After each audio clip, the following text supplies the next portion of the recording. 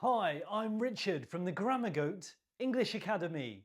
Welcome to my English language quiz. Why are you studying English? Maybe for your job. Maybe you're looking for a new job. Maybe you want to pass an English language exam because you want to go to university in an English-speaking country. Maybe you live already in an English-speaking country. Or maybe you're just learning English for fun. Well, I promise you my English language quiz is perfect for you. Test your English language skills and learn something new as well. If you learn something new from my quiz, don't forget to like the video and of course subscribe to my channel, the Grammar Goat English Academy. Are you ready for round one? Grammar!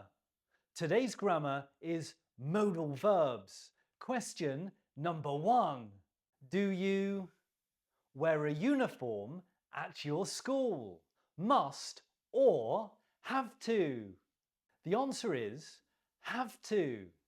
Must and have to are both used to show obligation, things that are very important and necessary to do. Have to is a semi-modal verb, a half-modal verb. When making questions with have to, add the auxiliary verb do or does. We don't buy a bus ticket. The bus is free. We don't have to buy a bus ticket. The bus is free. We don't have to. It is not necessary to. In a non-smoking area, you smoke. In a non-smoking area, you mustn't smoke. Use mustn't to express prohibition, things you are not allowed to do. So you can see the huge difference in meaning between mustn't and don't have to. Mustn't, it is prohibited. Don't have to, it is not necessary. So in the positive form, must and have to are very similar, but in the negative form, must and have to are totally different. In a smoking area, you smoke, but you can if you want to. In a smoking area, you don't have to smoke. You don't have to smoke. It is not necessary to smoke. The last question now in this round. Yesterday she work. Yesterday she had to work. Remember, in past time, must does not have a past form. So when talking about obligation and necessity in the past, things that are important or necessary to do, you can't use must. Use the past form of have to, which is had to. How did you do in the grammar round? How many points did you score? Remember, if you've learned something new, like the video, subscribe to my channel, the Grammar Goat English Academy. Round two now is active vocabulary. The theme, water. Look at the picture. What can you see? It's a puddle.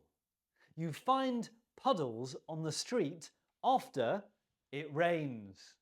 Number two, what is it? It's a river. What is the longest river in the world? Write your answer in the comments. Number three, what is it? It's a lake. Number four now, what is it? It's a pond. A pond is usually found in someone's garden. People often keep fish in their garden ponds. And the last one, number 5. What is it? It's a canal. Of course, you find many canals in the beautiful Italian city of Venice. How did you do in the active vocabulary round? All about water. How many points did you score? Okay, let's move on now to round number 3. Round number 3 is the word building round. Have a look at my example. The adjective is reliable. What is the noun? The noun, of course, is reliability. Reliability, reliable. Question number 1. Liaise. The noun is liaison. Harmony. What's the adjective? The adjective is harmonious. The verb is exclude. What's the noun? The noun is exclusion. The verb is agree. What is the noun? The noun is agreement. Here's the last one, number 5. The verb is break. What's the noun? The noun is break, the same word.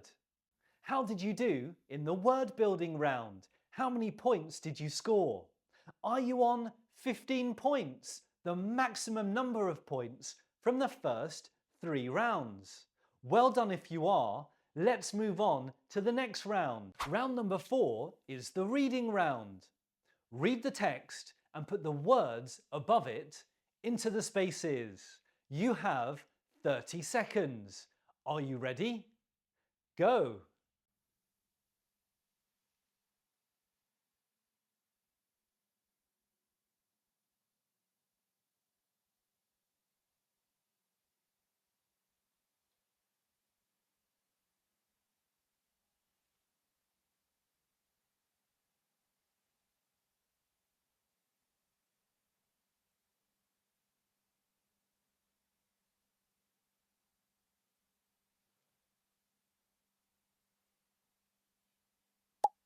Number 1, point. The whole point of something. Number 2, a great reputation. 3, they are not particularly bothered. 4, a sense of adventure. 5, must involve experiences. How did you do in the reading round? How many points did you score? It's time to move on now to the listening round. Let's test your listening skills. I want you to listen to me and complete the notes, but you'll only hear me speak once. It's a great test of your listening skills. Are you ready? I'm really excited about my next trip. I'm flying to New York. I'm flying from a London airport. First, I booked my tickets from London Gatwick, but my tickets were changed. Now I'm flying from London Heathrow. My flight from Gatwick was at 11 o'clock p.m. My new flight is at midday, 12 o'clock p.m, a better time to fly. I'm flying in the summer on the 12th of July, and I'm really excited. The flight lasts 6 hours, so I've booked business class, so I've got lots of legroom. Here are the answers. Check. The 12th of July. London Heathrow. Midday. 6 hours. New York. You'll notice that I didn't give you all of the answers in the correct order. This is a strategy that many English language listening exams use to test students. So, how did you do? How many correct answers did you get? Let's move on to the final round, the phrasal verbs round. Read the sentence and complete the phrasal verb with the particle at the bottom. Number 1. We found the restaurant by chance. We stumbled the restaurant. The phrasal verb is we stumbled across the restaurant. If you stumble across a place, it means you don't plan to go there. You find it by chance. When I was traveling solo, I often struck conversations with strangers. The correct phrasal verb is I often struck up. To strike up a conversation means to start a conversation. The past form is irregular. Strike up, struck up. And a stranger, of course, is someone that you don't know and you've never met before. Tom and Lucy broke. They had been together for 5 years. Tom and Lucy broke up. To break up, to end a relationship. Here, the past form is also irregular. Break up, broke up. I want to take a new sport. I'm thinking about boxing. I want to take up a new sport. Take up something, try something new, like a sport or a hobby. Wow, the last question, number 5. I can't believe we're at the end of the quiz already. He gave smoking and he started running every day. He gave up smoking. To give up something, to stop doing something. Again, the past form is irregular. Give up, gave up. We're at the end of the quiz. How did you do? How many points did you score? The maximum number of points was 30. Let me know your score in the comments and let me know your favourite round. If you've learned something new from my video, like it and subscribe to my channel, the Grammar Goat English Academy. I post weekly English language lessons and daily English language shorts. Check out my channel on YouTube. Thank you so much for watching and good luck with your English language learning. I'll see you in the next English lesson.